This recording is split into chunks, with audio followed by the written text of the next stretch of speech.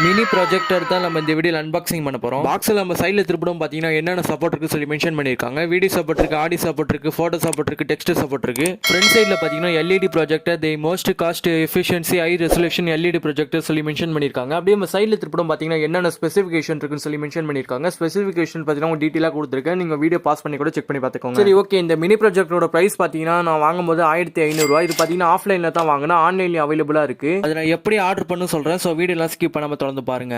ப்ரொஜெக்டருக்கு power supply கொடுக்கறதுக்காக DC voltage பின்னு ஒன்று கொடுத்துருக்காங்க.